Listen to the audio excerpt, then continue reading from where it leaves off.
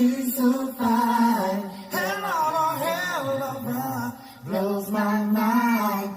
Hell of a ride, lights my day. What's good, guys? Today is Friday, March the 26th, 2021. This story is coming out of Washington, D.C., and it came out on the 24th. And again, I want to thank my girl, Marie722, because she is on it. And I truly appreciate all the stories you're sending me. 13-year-old and 15-year-old girls charged with felony murder and carjacking a driver in D.C. Now look at this picture. Look at that car. I mean, flipped completely on its side. Two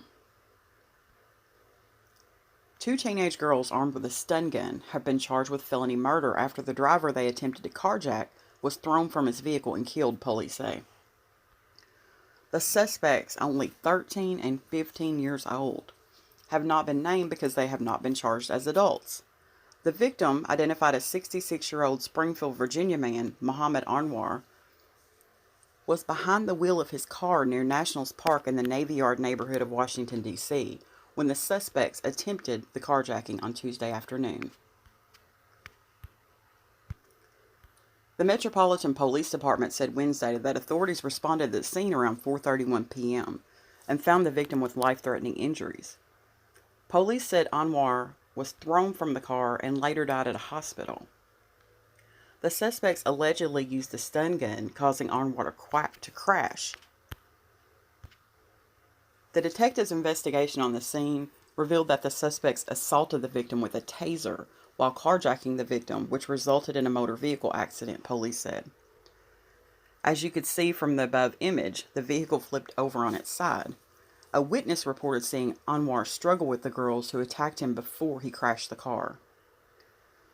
Authorities said the 13-year-old girl is from Southeast D.C. and the 15-year-old girl is from Fort Washington, Maryland. The juveniles attempted to flee the scene on foot after the crash, but they were caught by police with the help of a National Guard member in the area. The victim was described as a rideshare driver.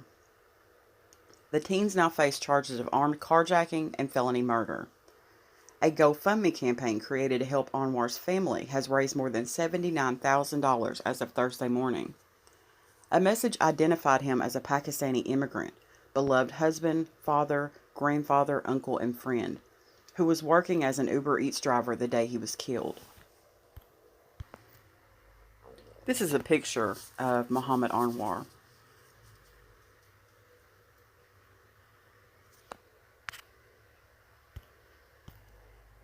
And this is the GoFundMe. It says, help the Anwars find peace. They had a goal of 100,000, and right now, it's 10:15 a.m. on Friday. They're at $145,067.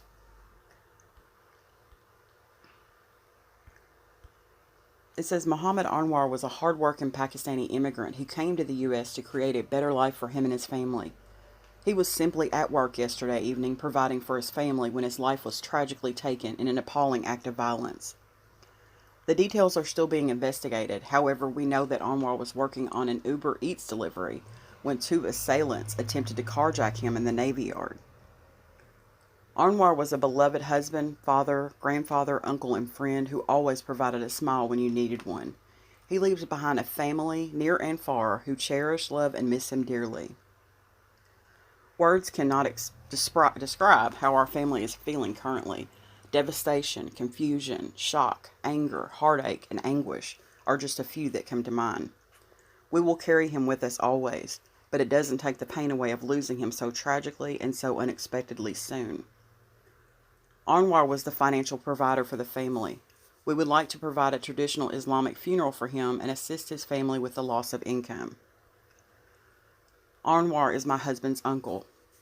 Everything posted on this GoFundMe page has been approved and sanctioned by the immediate family. All benefits and proceeds will be going to the Anwar family to pay for funeral costs and services, loss of wages, and pain and suffering. Any questions or concerns, please feel free to contact me. She posted an update yesterday, the organizer. It says, thank you to everyone that has shared their stories, offered condolences, added our family into their prayers, and were able to donate. Whether it was $1 or $100, we are so grateful that you were able and willing to donate to our family during this terrible time. This money will help with providing Uncle Anwar with a proper Islamic burial, loss of wages for the family, and pain and suffering. Although money won't fill the gaping hole that his death has left in our family, it will help remove some of the stress and worry of daily living while we grieve and heal. We cannot thank you enough. We are overwhelmed by the kindness and support that everyone has shown. Thank you. They've had 3.4 thousand donations. So I'm going to go ahead and link this in the description box for anyone that would like to donate. This is a terrible, terrible thing. I'm going to go ahead and play the video that goes with this as well. Good evening. First tonight to those new details from that deadly carjacking attempt at the hands of teenagers in D.C.'s Navy Yard neighborhood. Now, we showed you this video of a car that was flipped over on its side earlier this evening. Now we know a man is dead and two teenage girls, not even old enough to legally drive, are in custody. This scene unfolding just about a block from Nationals Park this afternoon, and that's where we find News 4's Shamari Stone with new information for us live tonight. Shamari? Gentlemen, this is very disturbing, a horrible situation. Let me show you the scene real quick outside of Nats Park of what's left of it.